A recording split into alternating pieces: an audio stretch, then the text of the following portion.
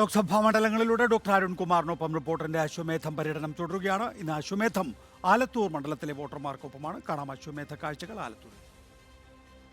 ഇനി നമുക്ക് ആലത്തൂർ ഒരു സ്ഥലം നമുക്ക് പോകണം. എവിടെയാണെന്നറിയാലോ, ആലത്തൂർ എല്ലാവരും പേര് കേൾക്കുമ്പോൾ ഒരു ബ്രാൻഡ് ആലത്തൂരിൻ്റെതായിട്ട് ഡെവലപ്പ് ചെയ്ത് വന്നിട്ടുണ്ട്. SNR chips. അതെ, SNR ചിപ്സ്. അവിടുത്തെ ചിപ്സിന്റെ ഒരു കറുമുറ ചിപ്സ് ഉണ്ടല്ലോ, കറുമുറ SNR chips. Let's go.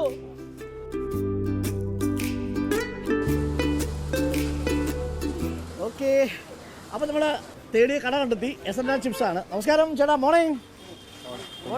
Good morning. നല്ല മൊരിഞ്ഞ ചിപ്സ് ആണ് അല്ലേ? രാവിലെ എത്ര മണിക്ക് തുടങ്ങും? രാവിലെ 9 മണി.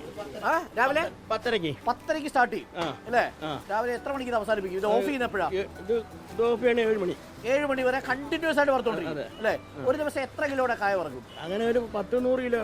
100 കിലോയുടെ കായ വറക്കും. ഈ SNR ചിപ്സിന്റെ പ്രത്യേകത എന്താ? പ്രത്യേകത നല്ല ക്വാളിറ്റിയുള്ള കായ. എടുത്തു പറയണം. അത് തമിഴ്നാട് മറ്റേ ഇവിടെ നാടൻ, നമ്മുടെ നാടൻ മെയിൻ തൃശ്ശൂര്.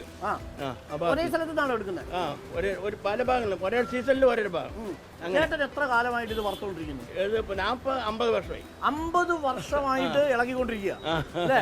ഈ ചൂടും ഈ തുടങ്ങിയിട്ട് 75 വർഷമായി. തുടങ്ങിയിട്ട് 75 വർഷം. വാപ്പാന്റെ വാപ്പയായിട്ട്. വാപ്പന്റെ വാപ്പയാണ് തുടങ്ങിയത്. 47 വാപ്പാന്റെ വാപ്പ തുടങ്ങിയത്. അപ്പൊ 1/2 നൂറ്റാണ്ടായി. അപ്പൊ ചേട്ടൻ ഏറ്റവും കൂടുതൽ അറിഞ്ഞിട്ടുള്ള മണം ഈ മണമായിരിക്കും അല്ലേ? മണം അറിയില്ല, ഒക്കെ പോയില്ലേ? മണമൊക്കെ പോയി അല്ലേ? വരുന്നവർക്ക് മണം ഉണ്ടാവും. വരുന്നവർക്ക് മണം ഉണ്ടാവും. ചേട്ടൻ ഇത് കഴിക്കാറുണ്ടോ?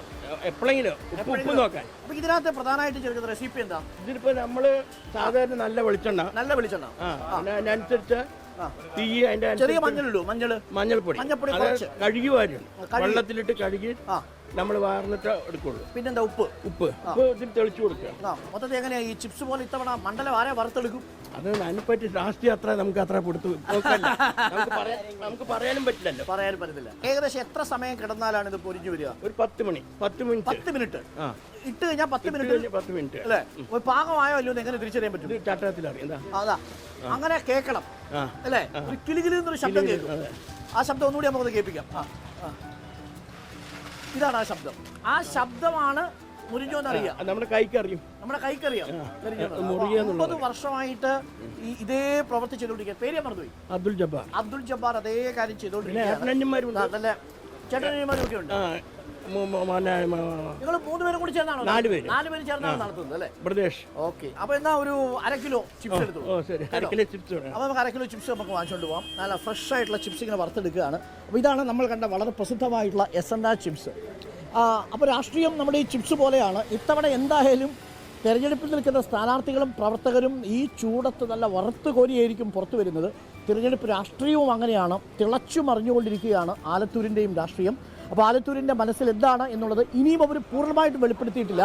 പക്ഷെ ഒരു കാര്യം ഉറപ്പാണ്, കഴിഞ്ഞ തവണത്തെ അതേ ഈസി വാക്ക് ഓവർ ആയിരിക്കില്ല. പാട്ടും പാടി ജയിക്കാനുള്ള സാധ്യത കുറവാണ് എന്നാണ് നമ്മൾ മനസ്സിലാക്കുന്നത്.